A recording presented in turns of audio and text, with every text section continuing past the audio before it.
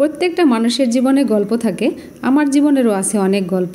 তার মধ্যে একটা গল্প হলো পুডিং বানানোর গল্প। ইতিহাস তৈরি হয়ে গেছে পুডিং বানানোতে। এই গল্পটা যদি শুনতে চান তাহলে ভিডিওটা লাস্ট পর্যন্ত দেখতে থাকুন। আসসালামু আলাইকুম এভরিওয়ান, আমি মারুফা সুমি। আমার পেজ মনিমার রান্নাঘর থেকে আপনাদের জানাই প্রাণ ঢালা অভিনন্দন ও শুভেচ্ছা। আমার এই চ্যানেলটা যারা সাবস্ক্রাইব ফলো করেছেন তাদেরকে অসংখ্য ধন্যবাদ। আর আপনাদের ভালোবাসা পেলে আমি অনেক দূর এগিয়ে যেতে পারবো। আর আজকের রেসিপিটা তৈরি আমার এক ছোট জায়ের রিকোয়েস্টে। সে আমাকে বলেছিল, ভাবি আপনি পুডিংয়ের রেসিপি দেন। মীরা, পুডিং তো তোমাকে খাওয়াতে পারলাম না, তাই তুমি একটু দেখে নিও আর তৈরি করে খেয়ে নিও। যদি এইরকমই টেস্টি একটা পুডিং খেতে চান তাহলে রেসিপি কোনো সময় স্কিপ করে দেখবেন না, ফুল ভিডিও দেখে তারপরে আপনারা তৈরি করবেন। চলুন তাহলে আমরা পুডিং বানাতে শুরু করি। ডিম লাগবে 4টা। এখানে 1 কেজি দুধ জাল করে আমি 3 পোয়া করে নিয়েছি। তারপরেও আমি কাপ দিয়ে মেপে নিব কতটুকু নিব। 1 কাপ নিয়েছি, আবারও 1 কাপ নিচ্ছি। 2 কাপ দিলাম। এখানে হাফ কাপ দুধ আমি নিব, কিন্তু পরবর্তী সময় আমি আরও হাফ কাপ যোগ করেছি, সেটা আমি দেখাতে ভুলে গেছিলাম। ছোট কাপ দিয়ে মাপলে আমারও এখানে 4 কাপই হবে। 4 কাপে আমি 4টা ডিম দিয়েছি। আমার কাপের সাইজটা বড় ছিল তাই আমি 3 কাপ নিয়েছি। ডিমগুলো এখন ভেঙে নিব। 3টা নিলাম, পরবর্তী সময় আমি আরেকটা যোগ করব।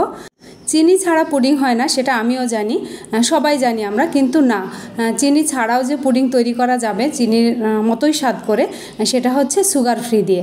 সুগার ফ্রি এখানে আমি নিয়েছি 12 প্যাকেট।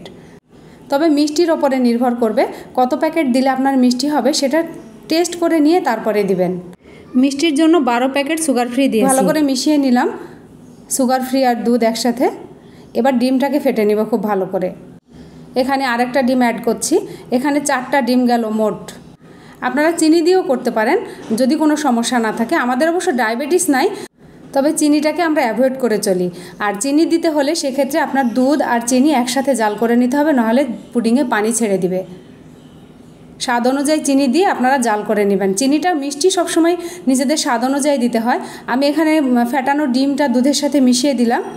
খুব ভালো করে আমি ফেটিয়ে নিব যেন দুধ আর ডিম একসাথে মিশে যায়। আর এখানে যেটা অ্যাড করব সেটা অনেকে হয়তো করেন, আবার অনেকে করেন না। আমি এটা করেছি ভ্যানিলা এসেন্স। ভ্যানিলা এসেন্স দিলে পুডিংয়ের ফ্লেভারটা খুব সুন্দর হয়, খেতে খুব ভালো লাগে। অনেকে ভয় পান যে পুডিংয়ের গন্ধটা কেমন লাগবে, তবে এসেন্স দিলে এই গন্ধটা একদমই থাকে না। আর আমি এই সসপ্যানে বানাবো পুডিং, মানে যতগুলো পুডিং হয়েছে, এটা আমার এত বড় বক্স নয়, সেজন্য আমি এখানে সসপ্যানে বানাবো। সসপ্যানে বানালে অনেক সুন্দর হয়। আমি এখানে 2 টেবিল চামচ চিনি দিলাম। যেখানে চিনি ব্যবহার না করলেই না, সেখানে আমি চিনি ব্যবহার করছি, যে এটাতে ক্যারামেলটা চিনি ছাড়া কখনোই হবে না। লো আঁচে রাখতে হবে, দিয়ে এরকম দেখেন আস্তে আস্তে কালারটা চেঞ্জ হয়ে যাচ্ছে। খেয়াল রাখতে হবে খুব বেশি যেন পুড়ে না যায়। তো ক্যারামেল হয়ে গেছে আমার। আর সসপ্যানের হিটে কিন্তু আরও লাল হয়ে যাবে, সেক্ষেত্রে আমি নামিয়ে নিয়েছি। এখন ঠান্ডা করে নিব। আর চারি সাইড একটু ঘুরিয়ে দিয়ে সমান করে নিচ্ছি যেন চারিদিকে কালারটা ঠিক মতো লাগে। তাহলে পুডিংয়ের কালারটাও খুব সুন্দর আসবে, একই সমানভাবে আসবে। সসপ্যানটা ঠান্ডা হয়ে গেছে। একদম ঠান্ডা না হওয়া পর্যন্ত কিন্তু এখানে মিশ্রণটি ঢালা যাবে না, আর ঢাললে কিন্তু নষ্ট হয়ে যাবে। এখানে একটা স্ট্রেনার নিয়েছি। স্ট্রেনার দিয়ে আমি মিশ্রণটি সেঁকে নিব। সেঁকে নেওয়ার উপকার হলো পুডিংটা একদম ক্রিমি ভাব হবে। এই যে সরগুলো আটকে থাকছে, এই সরগুলো ভিতরে থাকবে না। সর ভিতরে থাকলে দাঁতের নিচে একটু দানা দানা পড়বে, কিংবা পুডিং কাটতে গেলে ওখান থেকে ফেটে যাবে। সেক্ষেত্রে এভাবে ছেঁকে দিলে সবচেয়ে ভালো হয়। এটা থাক। এবার পুডিংটা ভাপের জন্য যাব। একটা কড়াই বসালাম, বড় কড়াই বসিয়েছি। আমার এই কাপটা কিন্তু হাফ কেজির কাপ। এখানে হাফ কেজি পানি দিলাম, দিয়ে একটা টাওয়াল ভিজিয়ে নিয়েছি। টাওয়াল ভিজিয়ে এর মধ্যে বসিয়ে দিলাম পানির মধ্যে। এটা কেন দিচ্ছি সেটাও আমি বলবো পরে। এখানে এমন একটা স্ট্যান্ড দিতে হবে। স্ট্যান্ডটা দিয়ে ওর ওপরে আমি সসপ্যানটা বসিয়ে দিব। ঢাকনা দিয়ে দিলাম। যদিও ওই সসপ্যানের মাপে ঢাকনা নাই, সেক্ষেত্রে এখানে ঢাকনাটা আমার ওপরের ঢাকনাটা সেট হচ্ছে না, সেজন্য আমি স্ট্যান্ডটা বের করে ফেলবো। স্ট্যান্ড বের করে ফেললে কোনো সমস্যা নেই, তবে স্ট্যান্ড দিলে আরও বেশি ভালো হয়। ঢাকনা দিয়ে দিলাম। ঢাকনার এখানে একটা ছিদ্র আছে, ছিদ্রটা বন্ধ করার জন্য একটা লং দিয়ে দিলাম যেন ভিতর থেকে গ্যাসটা বের না হয়, পুডিংটা খুব ভালো মতো হয়। এবার দেখুন ঢাকনাটা খুব সুন্দর সেট হয়েছে, এভাবে দিবেন। আর আপনাদের যদি এর চেয়ে বড় জায়গা থাকে তাহলে আপনারা স্ট্যান্ডের ওপরে অবশ্যই বসাবেন। আর জালটা কিন্তু রাখতে হবে এই পর্যায়ে এরকম লো আছে, এই লো আছে একদম 25 থেকে 30 মিনিট রাখবেন, এর বেশি রাখবেন না, তাহলে পুডিংটা শক্ত হয়ে যাবে। আমার 30 মিনিট হয়ে গেছে, আমি এবার টেস্ট করে দেখব যে পুডিংটা ঠিকঠাক মতো হয়েছে কিনা। একদম পারফেক্ট হয়েছে, যেহেতু ছুরির গায়ে কোনো ভেজা ভাব নাই, একদম শুকনো এসেছে। আর আপনারা এটা চাইলে টুথপিক দিয়ে করতে পারেন।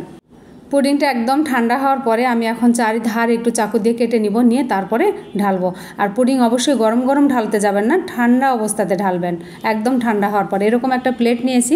এবার পুডিং ঢালার সিস্টেমটা হলো এরকম, যদি এমনি এমনি কিন্তু ঢালা যায় না, এটা খুব টেকনিকে ঢালতে হয়। এইভাবে নেবেন, তাহলে পুডিংটা ভেঙে যাবে না, নষ্ট হবে না।